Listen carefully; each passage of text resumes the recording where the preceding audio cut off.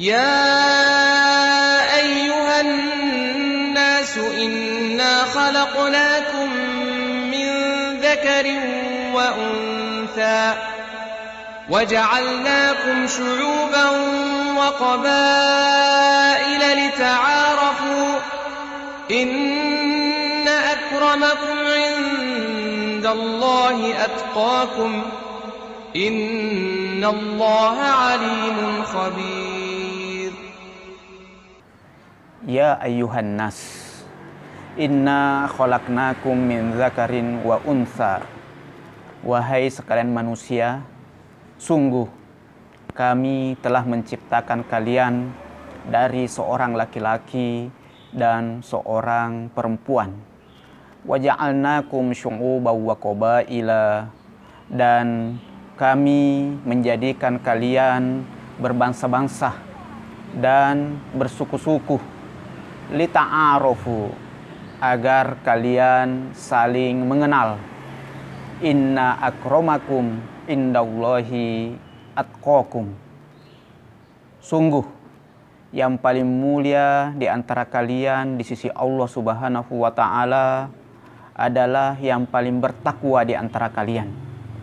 Innallaha alimun khabir. Sesungguhnya Allah Subhanahu wa ta'ala Maha mengetahui dan Maha mengenal. Dalam ayat yang suci dan berkah ini banyak sekali pelajaran-pelajaran indah yang kita bisa petik. Yang pertama, ayat sebelumnya berkaitan dengan tata krama, pergaulan sesama muslim dan sesama mukmin. Nah, di ayat ini berbicara tentang prinsip dasar hubungan antara manusia dan tolok ukur kemuliaan manusia di sisi Allah Subhanahu wa ta'ala. Dan ayat ini juga menegaskan tentang kesetaraan, keberagaman, toleransi, dan kerjasama, serta menghapus berbagai macam bentuk diskriminasi. Kemudian pelajaran yang kedua yang kita bisa petik dari ayat suci ini, yaitu dari asbabun nuzul. Ayat ini banyak sekali asbabun nuzul yang diriwayatkan yang berkaitan dengan ayat ini. Di antaranya adalah Rasulullah Shallallahu Alaihi Wasallam meminta dari Bani Bayadoh untuk menikahkan salah satu putri mereka dengan Abu Hind, yang mana Abu Hind ini adalah bekas budak dari Bani Bayadoh, sehingga tak ada satupun dari Bani Bayadoh sudi menikahkan putrinya dengan Abu Hind, karena mereka menganggap Abu Hind itu stratanya rendah, karena Abu Hind adalah bekas budak dari Bani Bayadoh itu sendiri. Maka turunlah ayat ini untuk menegaskan bahwasanya semua manusia itu sama. Semua manusia itu tidak dibedakan kemuliaannya dari status sosialnya, dari nasabnya, dari keturunannya, dari perbedaan warna kulitnya, dari perbedaan kekayaan dan kepemilikan hartanya, dan seterusnya. Tetapi yang menjadi titik kemuliaan pada setiap insan itu adalah ketakwaannya. Kemudian pelajaran yang ketiga yang kita bisa petik dari ayat suci ini, ya ayyuhan nas. Di sini seruannya untuk semua umat manusia. Yang mana sebelumnya beberapa seruan di ayat-ayat sebelumnya yaitu ya ayyuhalladzina amanu, seruannya kepada orang-orang yang beriman. Nah, di ayat ini beralih seruan kepada orang-orang yang beriman ya, ke seruan kepada seluruh manusia, ya, yaitu untuk ya, menyampaikan dan menegaskan bahwasanya yang ingin disampaikan pada ayat ini adalah prinsip yang sangat penting yang berkaitan dengan nilai-nilai kemanusiaan yang tidak memandang laki-laki atau perempuannya, tidak memandang kelompoknya, sukunya, bangsanya, warna kulitnya, strata sosialnya, dan seterusnya.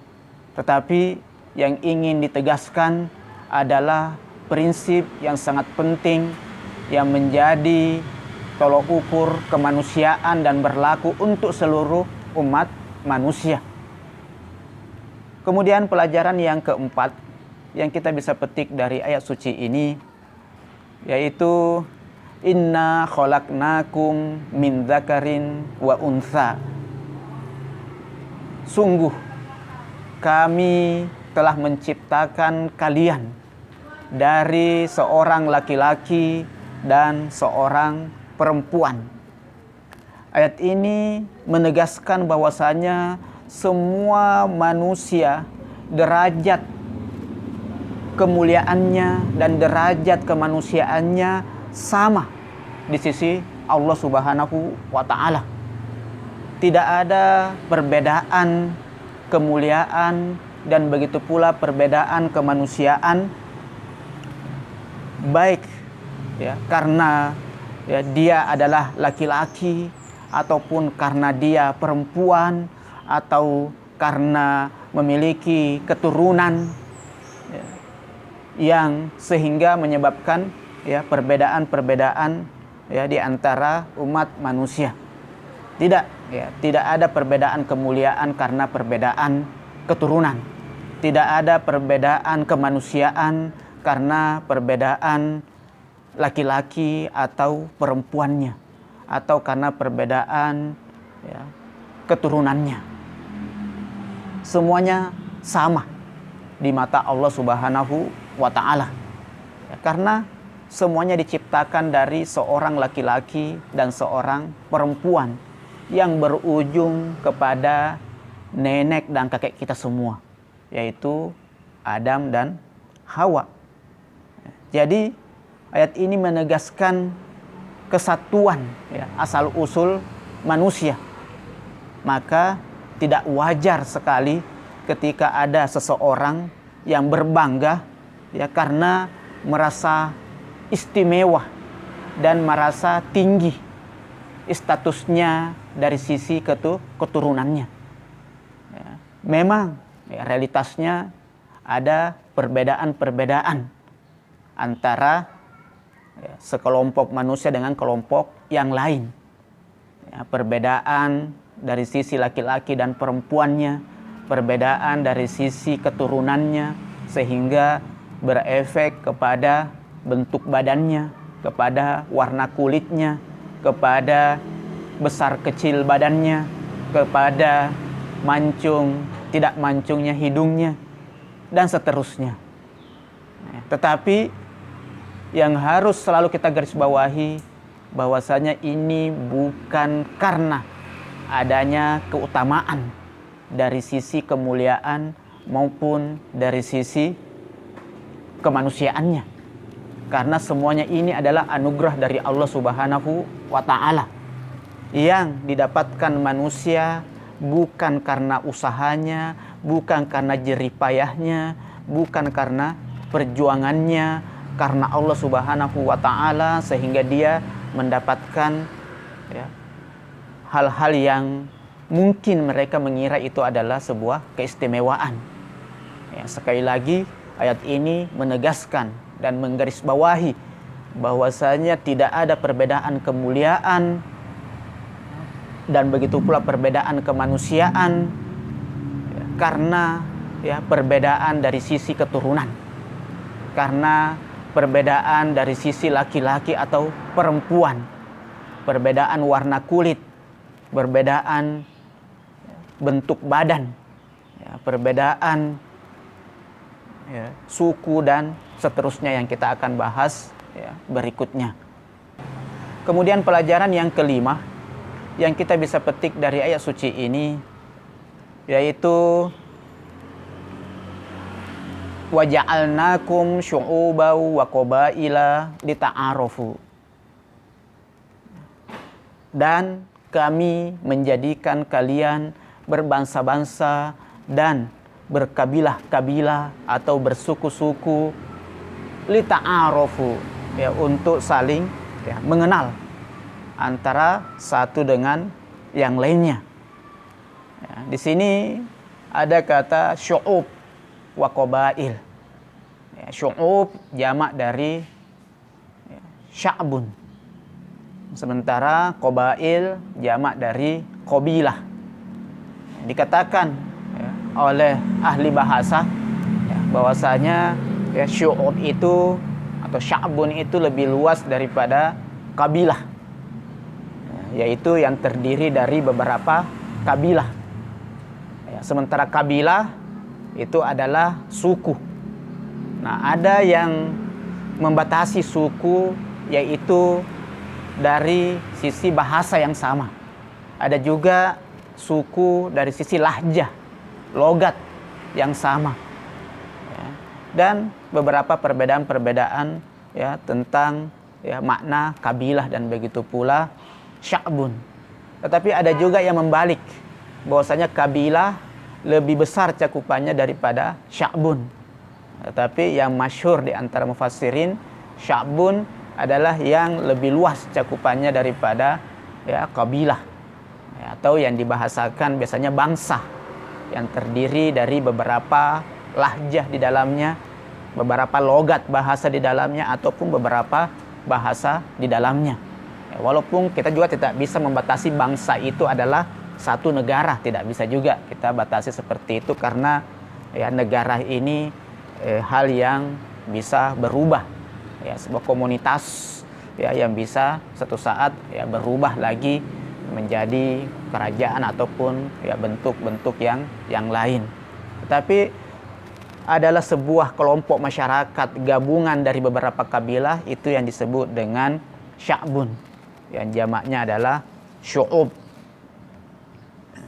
Jadi ya keberagaman suku ya, dan keberagaman bangsa ya, yang ada di realitas kita sekarang ini ya, itu merupakan sunnatullah. Ini merupakan ya, konun takwini ya, sistem yang takwini ya, yang bersifat ciptaan ya, walan tajida li sunnatillahi ya tabdila. Dan Anda tidak mungkin bisa mendapatkan perubahan di dalam sunnah Allah Subhanahu wa Ta'ala. Jadi karena ini merupakan sunnatullah, maka tidak ada sama sekali keniscayaan adanya ya kemuliaan kepada bangsa tertentu ya, dan begitu pula kepada suku tertentu. Karena Allah Subhanahu wa Ta'ala Maha Adil. Allah menganugerahkan kepada hambanya berbagai macam bentuk potensi, berbagai macam bentuk kehidupan, berbagai macam pola dan karakter yang Allah anugerahkan kepada setiap insan ya.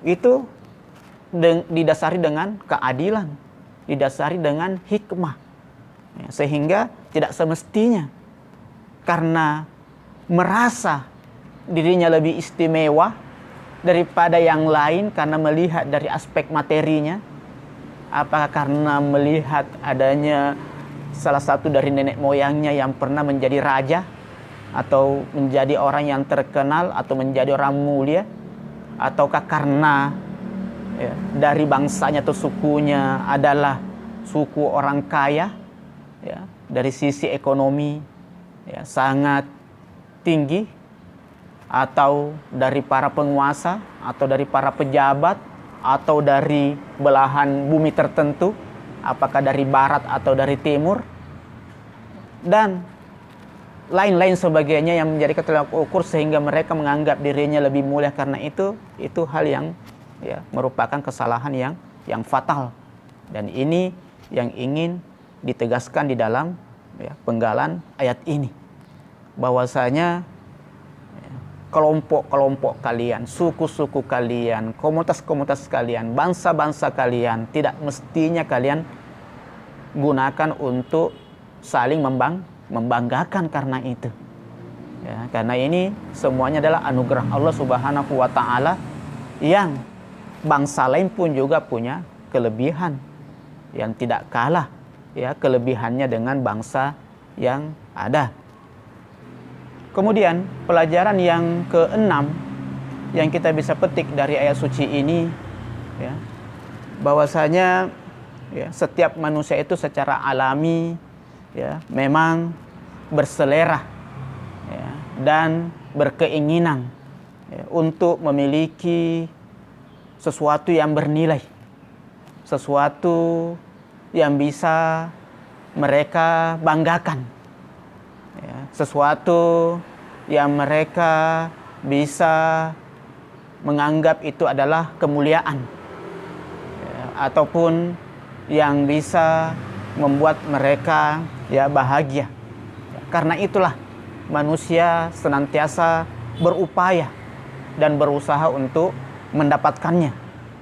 Tetapi tidak sedikit manusia salah dalam menentukan nilai-nilai yang mereka anggap baik itu. Kebanggaan-kebanggaan yang mereka kejar itu. Kemuliaan-kemuliaan yang mereka harapkan, banyak sekali yang salah dalam menetapkannya. Dan ini adalah budaya jahiliyah, budaya yang sudah ada pada sejak zaman dahulu kala, apalagi di masa jahiliyah. Mereka berusaha berbangga-bangga karena keturunannya, karena kebangsaannya, karena kesukuannya, karena warna kulitnya, ataupun karena gendernya, laki-laki, ataupun perempuan, dan seterusnya. Namun sangat disayangkan hal ini masih berlaku sampai sekarang ini. Sampai berlaku sampai sekarang ini. Masih banyak perbedaan-perbedaan yang manusia anggap itu sebagai kemuliaan dan keistimewaan untuk dirinya dibandingkan yang lain, karena faktor perbedaan kekayaan, perbedaan warna kulit, perbedaan bentuk badan, perbedaan suku, perbedaan bangsa, perbedaan keturunan, dan seterusnya. Dan ini semua yang menyebabkan karena faktor cinta dunianya manusia. Karena paradigmanya, pandangan dunianya masih pandangan dunia materialisme. Dia tidak mengenal nilai-nilai kemuliaan-kemuliaan yang hakiki, yang abadi. Mereka kemampuannya hanya menjangkau kemuliaan-kemuliaan dan nilai-nilai yang bersifat materi, yang bersifat sementara, yang cepat hilang. Itu semua karena keterikatannya manusia ini terhadap dunia dan sempitnya cara berpikirnya manusia ini dalam melihat kehidupan dunianya. Kemudian pelajaran yang ketujuh yang kita bisa petik dari ayat suci ini, kita melihat domir yang ada pada kata khalaqnakum wa ja'alnakum. Semua fa'ilnya atau pelakunya adalah Allah Subhanahu wa taala. Kamilah yang menciptakan. Wa ja'alnakum, kamilah yang menjadikan. Semuanya berarti dari Allah Subhanahu wa taala. Dan ini adalah fi'liyahnya Allah Subhanahu wa ta'ala. Sehingga prinsipnya adalah tidak akan mungkin ada diskriminasi di dalamnya. Tidak mungkin ada pilih kasih di dalamnya. Tidak mungkin ada kecurangan di dalamnya. Tidak mungkin ada kezoliman di dalamnya. Allah yang menciptakan, Allah yang menjadikan, maka pasti Allah sudah memberikan yang terbaik kepada setiap insan, kepada setiap manusia yang mendapatkan karunia ini. Apakah karena diciptakan dari satu laki-laki dan satu perempuan, begitu pula juga dijadikan dia berbangsa-bangsa dan berkelompok-kelompok, ini semua pasti yang terbaik untuknya.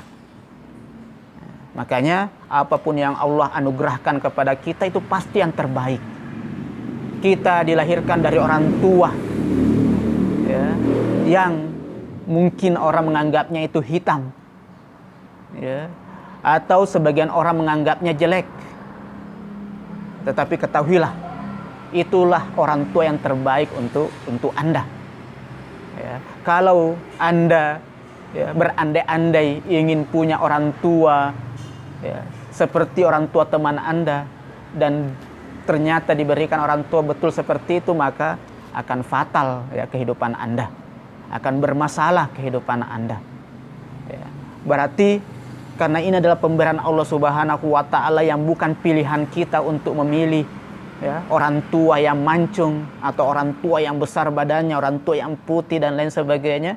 Berarti ini adalah orang tua yang terbaik untuk kita. Kenapa? Karena Allah yang pilihkan. Begitu pula dilahirkan di satu suku. Mungkin suku itu dianggap suku yang ada di pedalaman, yang jauh dari perkotaan. Tetapi ketahuilah, Allah yang pilihkan suku itu. Berarti pasti terbaik. Pilihan manusia banyak yang salah. Pilihan manusia banyak yang keliru. Dia menganggap itu baik, ternyata salah. Tetapi ketika Allah Subhanahu wa ta'ala yang maha alim, yang maha khabir, sebagaimana ditegaskan di akhir ayat ini, yang memilihkan, maka pasti itu yang terbaik. Suku Anda, suku yang terbaik buat Anda. Orang tua Anda, orang tua yang terbaik untuk Anda. Jangan sama sekali berpikir Anda ingin punya orang tua yang lain dan merasa lebih baik ketika orang tuanya adalah orang itu dibanding orang tua Anda sekarang ini. Karena ini pilihan Allah, pasti yang terbaik buat Anda. Suku terbaik buat Anda, bangsa terbaik buat Anda, warna kulit terbaik buat Anda, bentuk badan terbaik buat Anda, hidung mancung, hidung tidak mancung, itu terbaik buat Anda. Dengan adanya terbaik buat diri kita, bukan berarti kita menafikan orang lain. Setiap orang terbaik baginya. Sebagaimana kita sekarang merasa bangga terhadap suku yang kita miliki, bukan berarti menafikan suku yang lain dan menganggap suku lain itu rendah. Tetapi bagi orang yang memiliki suku yang berbeda dengan kita, itu yang terbaik juga bagi dia. Sebagaimana juga kita memiliki orang tua yang terbaik dan kita mengakui orang tua kita terbaik, tapi kita tidak menafikan orang tua orang lain. Seperti itulah seharusnya kita dalam berinteraksi dengan setiap insan yang ada di sekitar kita, dengan adanya perbedaan-perbedaan yang mana Allah yang memberikan perbedaan itu. Allah yang memilihkan, Allah yang menetapkan di luar daripada pilihan kita dan penentuan kita dan ikhtiar kita. Berarti pasti terbaik. Ini menjadi titik kunci sebenarnya untuk menjalin toleransi antara umat manusia dan menjalin kerjasama dan saling menghormati antara umat manusia. Merasa terbaik karena itu Allah yang pilihkan, tidak meniscayakan merendahkan orang lain dan yang ada pada orang lain, yang mana kedua-duanya adalah pilihan Allah Subhanahu wa Ta'ala. Berarti terbaik bagi semua orang. Kemudian pelajaran yang ke-8 yang kita bisa petik dari ayat suci ini, yaitu lita'arofu, agar kalian saling mengenal. Ya, di sini ya, lita'arofu ya, akar katanya dari ta'arofa, ya ta'arofu. Di dalam ya, ilmu sorof ya, kalau wazannya tafa'ala ya tafa'alu ya, karena di sini ta'arofa ya ta'arofu, berarti wazannya atau timbangannya ya, dalam sorof itu adalah ta'arofa ya ta'arofu.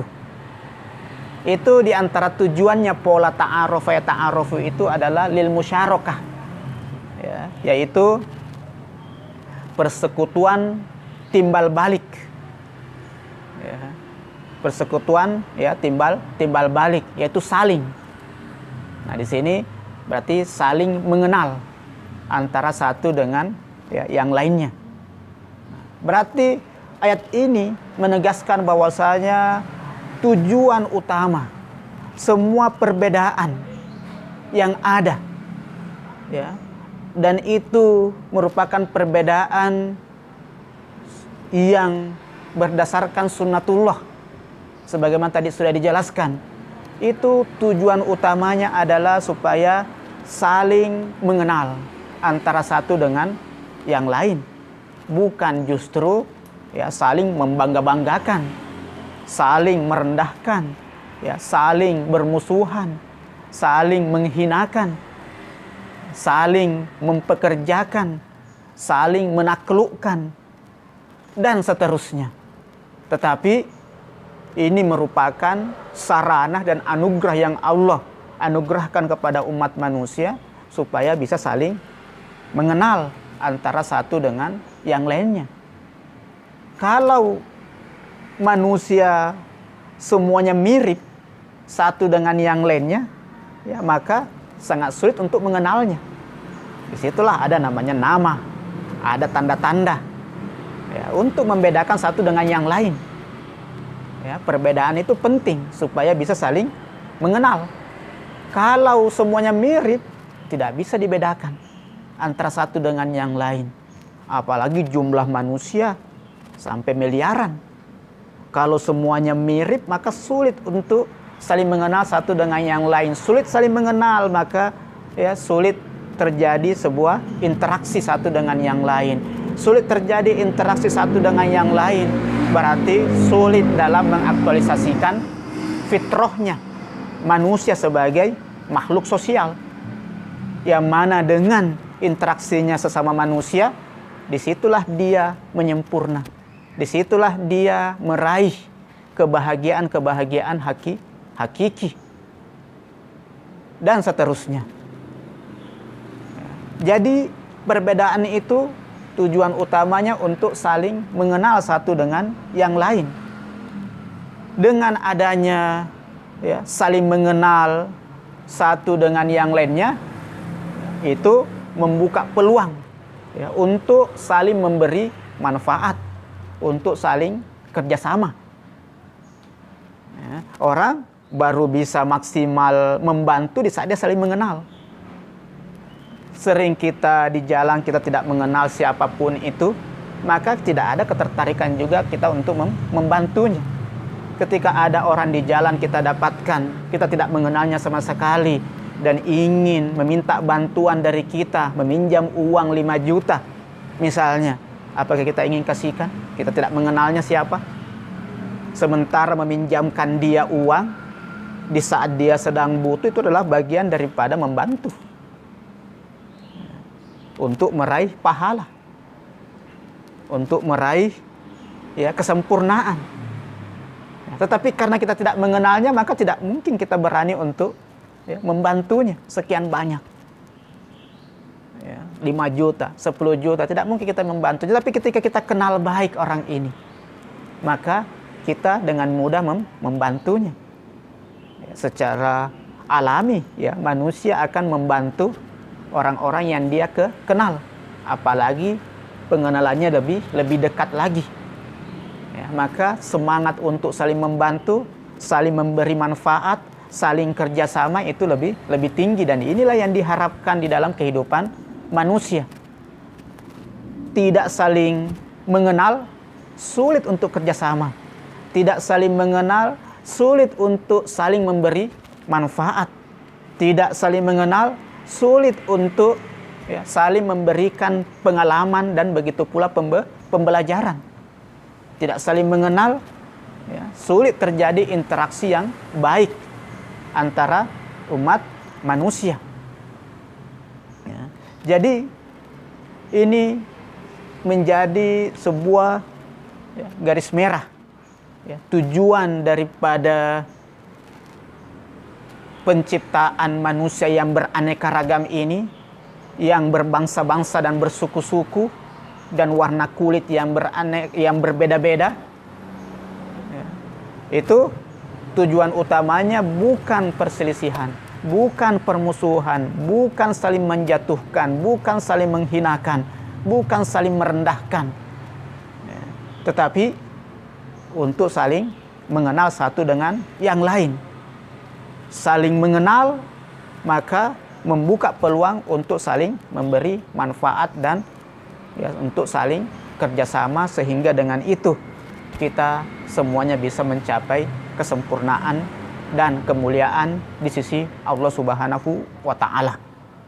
Kemudian pelajaran yang ke-9 yang kita bisa petik dari ayat suci ini ya, yaitu ya, karena di ayat ini ya, menekankan tentang pentingnya ya, saling mengenal antara satu dengan yang lain, sehingga dari situ ya, menghasilkan berbagai macam manfaat yang bisa digunakan oleh manusia untuk mencapai kesempurnaan dan begitu pula mencapai kemuliaan di sisi Allah Subhanahu wa Ta'ala. Dan dengan itu bisalah terrealisasi penciptaan ya, manusia dan tujuan daripada penciptaannya. Nah, di sini juga kita bisa menarik ya, sebuah isyarat ya, pentingnya saling mengenal, bahwasanya mengenal lingkungan ya, jangankan mengenal sama manusia, mengenal lingkungan saja, mengenal alam ya saja, itu banyak sekali hal yang bisa tersingkap. Banyak sekali rahasia-rahasia di alam ini bisa tersingkap. Orang mendalami ilmu pengetahuan, mendalami teknologi, mengalami berbagai macam ilmu-ilmu tabiat, fisika, kimia, ya, biologi, ya, dan seterusnya. Banyak sekali hal-hal yang tersingkap di situ. Banyak sekali rahasia-rahasia Allah Subhanahu wa Ta'ala yang tersingkap, sehingga dengan itu orang yang mendalami penelitiannya ya, kepada ilmu pengetahuan dan kepada teknologi, kepada sains, maka lebih banyak mengenal tentang alam ini.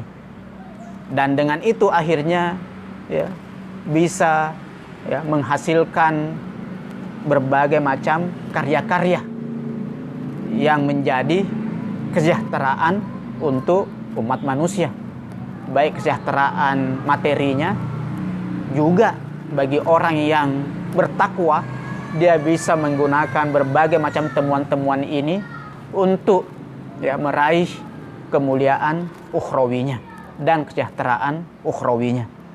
Kemudian pelajaran yang ke-10 yang kita bisa petik dari ayat suci ini, yaitu inna akramakum indallahi atqakum. Sesungguhnya yang paling mulia di antara kalian di sisi Allah Subhanahu wa Ta'ala adalah yang paling bertakwa di antara ya, kalian. Nah, jadi akramakum itu dari karumah, istimewa, ya, mulia. Jadi pada dasarnya ya, manusia itu ya, secara alami memiliki kecenderungan ya, untuk mengejar yang terbaik, untuk mengejar yang sempurna. Bahkan manusia itu berlomba-lomba ya, untuk mendapatkan apa yang menurut mereka terbaik, apa yang menurut mereka sempurna, apa yang menurut mereka bisa mensejahterakan mereka. Ya. Fastabiqul khairat. Ya. Manusia berlomba-lomba kepada ya kebaikan. Ya. Namun banyak yang salah menetapkan kebaikan itu di mana, kesempurnaan itu di mana, kemuliaan itu di mana. Ya. Semua manusia ingin ya sempurna, tetapi ya banyak yang salah dalam menduga kemuliaan itu. Ada yang menganggap kemuliaan itu ada pada materi, ada yang menganggap kemuliaan itu ada pada penampilan, pada bentuk badan, pada mancung tidak mancung hidungnya, antara warna kulitnya. Ada yang menganggap kemuliaan itu pada strata sosialnya. Ada yang menganggap kemuliaan itu pada kekuasaan dan jabatan. Ada yang menganggap kemuliaan itu pada garis keturunannya. Dan ini semua dinafikan di dalam ayat ini. Bahwasanya semua kemuliaan-kemuliaan yang kalian anggap itu kemuliaan, selama tidak ada nilai takwa di dalamnya, maka itu semuanya adalah kemuliaan yang bersifat sementara. Bahkan banyak yang membinasakan. Dan di sini Allah menegaskan bahwasanya kemuliaan yang abadi, kemuliaan yang mensejahterakan, kemuliaan yang menyempurnakan ya, adalah ya, takwa. Ya, adalah takwa. Itulah yang menjadi tolok ukur kemuliaan manusia dengan tidak mulianya manusia di mata Allah Subhanahu wa taala adalah dari sisi ya takwanya. Jadi apapun yang ada di sisi Allah Subhanahu wa taala ya, itulah yang abadi. Dan apa yang ada di sisi kalian semuanya bersifat sementara, bahkan ada yang membinasakan. Wa ma indakum yanfad wa ma indallahi baqin. Kemudian pelajaran yang ke-11 yang kita bisa petik dari ayat suci ini yaitu ya takwa. Ya, takwa ini pembahasannya sangat panjang sekali dan sangat luas sekali. Ya, bukan pada tadabbur kita pada kali ini untuk membahas ya takwa secara meluas. Ya, karena dalam Al-Qur'an banyak sekali ya kata-kata takwa. Ya, sehingga kalau itu kita jabarkan di pertemuan kita kali ini, maka tidak mungkin ya kita bisa selesaikan dalam sejam, 2 jam, 3 jam. Karena sangat luas sekali. Di sini paling tidak ya kita mengambil ya kesimpulan daripada ya takwa itu, bahwasanya ya takwa ya secara etimologi atau secara bahasa itu diambil dari kata wako yaki ya wikoyatan, yaitu menjaga diri ya, atau menjauhi atau ya menghindari. Kenapa ya sampai ya dikatakan ya takwa, yaitu ya, yang menjaga diri, menjauhi, menghindari ya, karena ya yang bertakwa itu ya, senantiasa menjaga dirinya ya dari berbagai macam penyakit yang mengotori dirinya, mengotori jiwanya, mengotori hatinya, mengotori ya pikirannya. Dan juga orang yang bertakwa itu senantiasa menjaga dirinya ya dari sifat-sifat buruk seperti kikir, karena dia tahu ya segala apa yang ada di sisinya itu semuanya milik Allah Subhanahu wa taala. Dia tidak mungkin malas, dia akan menjaga dirinya dari kemalasan karena dia tahu Allah Subhanahu wa taala Maha melihat. Ya. Dan begitu pula dia akan menjaga dirinya dari kesombongan ya, karena dia tahu ya dirinya ya tidak ada apa-apanya ya, kalau bukan karena anugerah Allah Subhanahu wa taala. Kemudian dia akan menjaga dirinya dari dengki, ya, dari dendam, karena dia tahu, ya, bahwasanya menghadapi orang-orang yang iri, orang-orang yang dendam harus dibalas dengan maaf. Ya, dengan maaf itu memiliki nilai yang luar biasa di mata Allah Subhanahu wa taala. Ya, jadi ya takwa kalau kita ingin ya istilahkan secara umum, ya, karena ini sangat luas sekali pembahasannya, ya, kita bisa secara garis besarnya ya mendefinisikan ya bahwasanya takwa itu adalah ya takut atau menjaga ya jiwa, menjaga diri dari perbuatan yang bisa membuatnya jauh ya dari Allah Subhanahu wa taala. Yaitu dengan takut kepada Allah Subhanahu wa taala berdasarkan kesadaran, dengan mengerjakan segala ya apa yang Allah perintahkan dan menjauhi segala apa yang Allah ya, larang. Nah, itulah ya kira-kira makna umumnya daripada takwa ini. Ya, dan takwa ini pun juga bertingkat-tingkat, berderajat, bergradasi. Ya, sampai pada tingkatan yang tak terbatas. Sampai pada tingkatan terdekat dengan Allah Subhanahu wa taala. Yang semuanya itu ya dilandaskan dengan patuh dan mengikuti koridor dan instrumen yang Allah telah tetapkan untuk ya manusia dalam segala ya aspeknya. Kemudian pelajaran yang ke-12 yang kita bisa petik dari ayat suci ini, bahwasanya ayat ini sangat-sangat ya menegaskan kepada kita dan begitu pula menegaskan paradigma atau pandangan dunia ilahi yang sebenarnya, dan sekaligus untuk ya menyingkirkan berbagai macam cara pandang ataupun ya bentuk ya pandangan dunia yang bertolak belakang dengan pandangan dunia ilahi, ya, yaitu bahwasanya kemuliaan yang hakiki ya adalah takwa, ya, yang menghantarkan manusia ya kepada kebahagiaan hakiki. Hanya itu, tidak ada yang lain. Hanyalah takwa dan keimanan yang bisa menghantarkan manusia kepada kemuliaan yang hakiki, kepada kebahagiaan yang hakiki. Wa tazawwadu fa inna khairaz zadit taqwa. Berbekallah karena paling baiknya bekal adalah ketakwaan. Bukan kemuliaan-kemuliaan yang kalian anggap itu di dunia ini. Ya, hanya karena dari keturunan, hanya karena dari warna kulit, hanya karena dari ya, strata yang lebih tinggi, ya, dari bangsa tertentu, dari suku tertentu.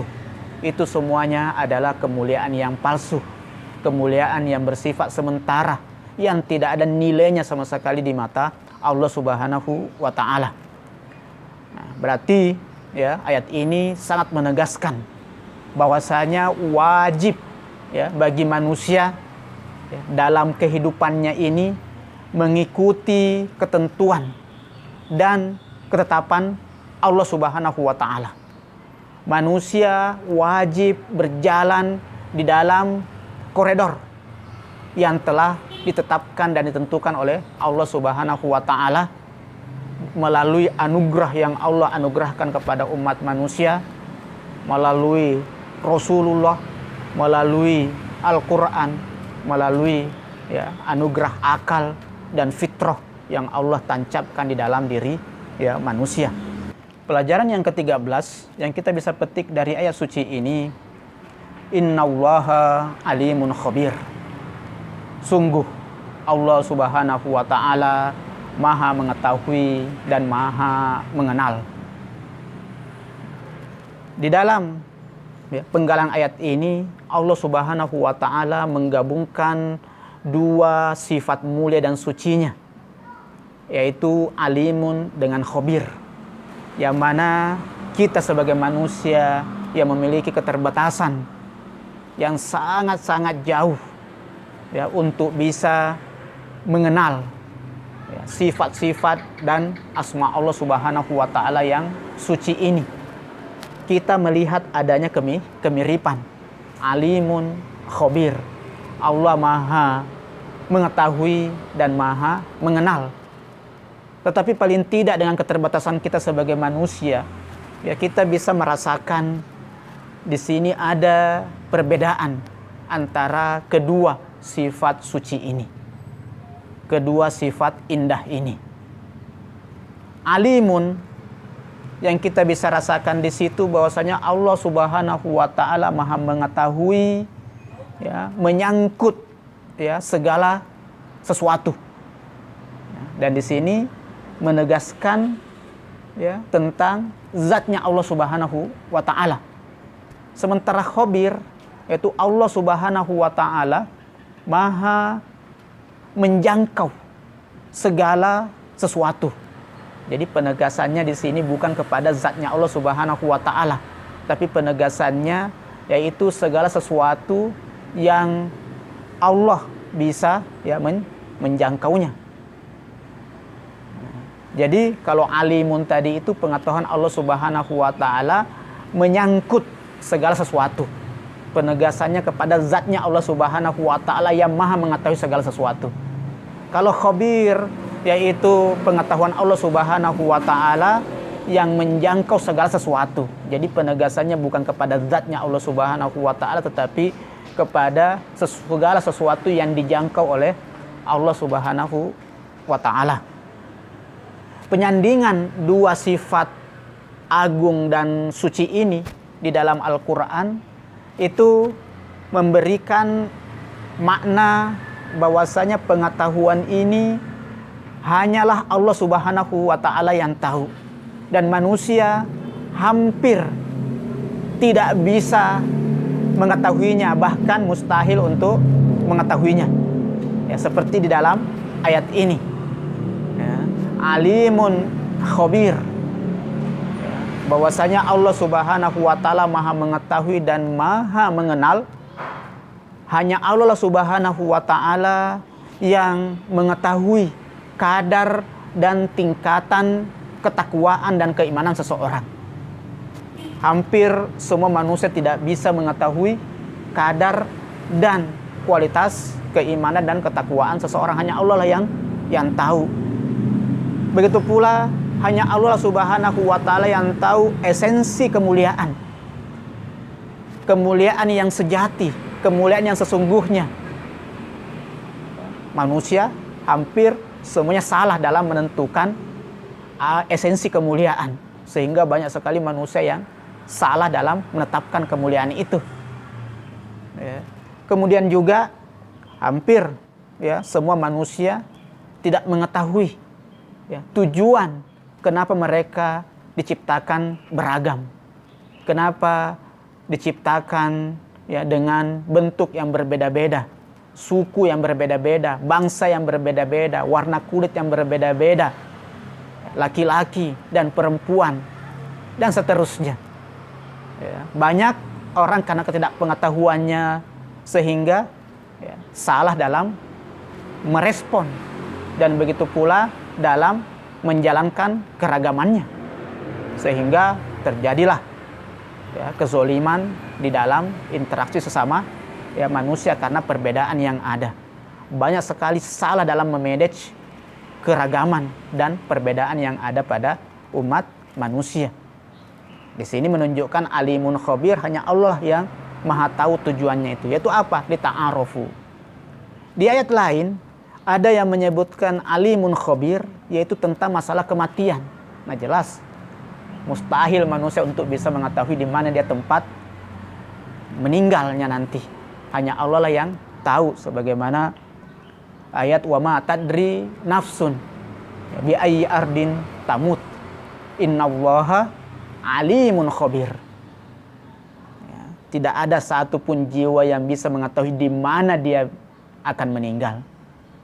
Innallaha alimun khabir. Nah di sini alimun khabir. Ya. Kemudian di dalam surah At-Tahrim juga di sana ya menyebutkan ya, juga alimun khabir, yaitu tentang rahasia yang sulit untuk disingkap, rahasia yang sulit untuk diketahui. Ya. Wa id asarron nabiyyu ila ba'di azwajihi haditsan falamma nabba'at bihi wa adharahu Allahu alaihi arrafa ba'dahu wa a'rada an ba'din falamma nabba'aha bihi qalat man amba'aka hadza qala nabba'aniyal alimul khabir. Ya, qala nabba'aniyal alimul khabir.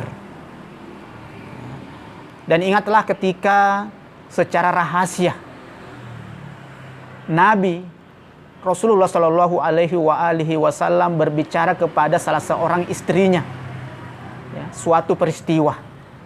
Kemudian istrinya ini menceritakan peristiwa itu kepada istri Rasulullah yang lain. Kemudian Allah memberitahukan peristiwa itu ya kepada Rasulullah.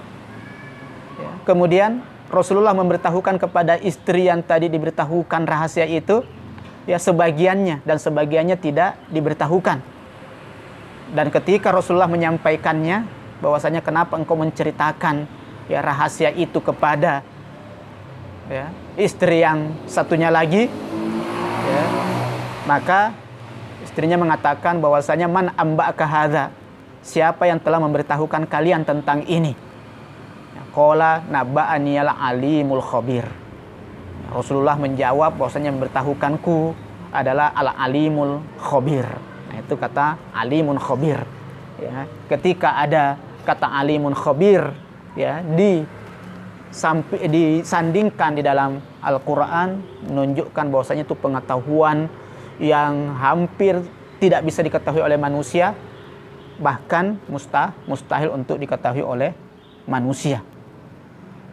Ya, karena itu di sini ya perlu kita berpegang erat kepada ayat ini, ya, dan bagaimana jadikan landasan di dalam kehidupan ya kita. Ya, karena hanya Allah Subhanahu wa taala ya yang mengetahui esensi ya kemuliaan. Kita lihat apa yang Allah anggap mulia, itulah yang kita harus ya kejar. Itulah yang harus kita ya lakukan. Apa yang dianggap buruk, itu yang harus kita hindarkan diri kita darinya. Kita pasrahkan sepenuhnya kepada Allah Subhanahu wa taala, karena kita tidak akan bisa menjangkau hal tersebut. Begitu pula juga hakikat ketakwaan. Hanya Allah Subhanahu wa taala yang bisa mengetahui kadar dan kualitas ketakwaan seseorang. Karena itu janganlah merendahkan orang hanya melihat sisi penampilan saja dan merasa dirinya lebih bertakwa sampai pada tingkat membunuh orang, mengkafirkan orang, mencelah orang, menghinakan orang. Ya, karena ya menganggap orang itu lebih rendah ketakwaannya dan merasa dirinya lebih dari itu. Hindari hal tersebut, karena hanya Allah Subhanahu wa taala yang alimun khabir, yang bisa mengetahui kadar dan begitu pula kualitas ya ketakwaan ya seseorang.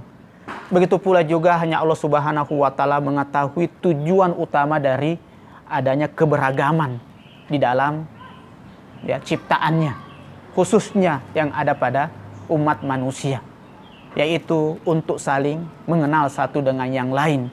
Dengan saling mengenalnya manusia dengan yang lainnya, disitulah terbuka peluang bagi manusia untuk saling kerjasama, ya, saling membantu, saling memberi manfaat, sehingga bisa mencapai kemuliaan yang ada di sisi Allah Subhanahu wa taala.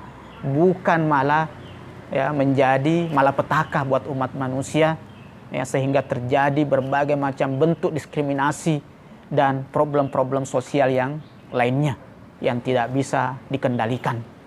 Kemudian pelajaran yang ke-14 yang kita bisa petik dari ayat suci ini, bahwasanya selama masih ada perbedaan-perbedaan ya karena ya ukuran materi, selama masih ada ya, status sosial yang direndahkan ya di dalam sebuah peradaban atau di dalam sebuah komunitas atau di dalam sebuah negara, ketika masih ada ya jurang pemisah antara orang kaya dengan orang miskin, antara ya berketurunan bangsawan dengan yang berketurunan ya petani, ya ataupun yang berketurunan kuli. Ya, ketika masih ada ya jurang pemisah antara ya borjuis dengan para buruh, ya ketika masih ada jurang pemisah ya strata sosial ya pada masyarakat, maka itu bisa dipastikan bahwasanya semuanya itu jauh dari peradaban ilahi. Jauh dari peradaban ilahi berarti mustahil tercipta sebuah lingkungan, sebuah masyarakat, bahkan sebuah peradaban yang harmonis, yang damai, yang toleransi, yang saling memberi manfaat, yang terbebas dari berbagai macam bentuk diskriminasi. Tidak mungkin itu bisa tercipta karena jauh dari ya, nilai ilahi, jauh dari peradaban ilahi, jauh dari tujuan ya, penciptaan manusia, dan jauh dari fitrah manusia yang sudah ditancapkan oleh Allah Subhanahu wa Ta'ala dalam diri manusia. Karena itu semestinya basis dan landasan untuk semua gerakan perubahan, banyak sekali yang ingin membuat sebuah perubahan dalam berbagai macam aspek kehidupan masyarakat ini, maka semestinya yang harus menjadi basis utama dan landasan utama pada setiap gerakan perubahan adalah ya, inna akramakum indallahi atqakum. Masih banyak sekali pelajaran yang penting dan bernilai dari ayat ini, tetapi ya sekali lagi kita dibatasi oleh waktu ya, maka kita cukupkan sampai di sini. Wassallallahu ala Muhammad wa ali Muhammad. Wassalamualaikum warahmatullahi wabarakatuh.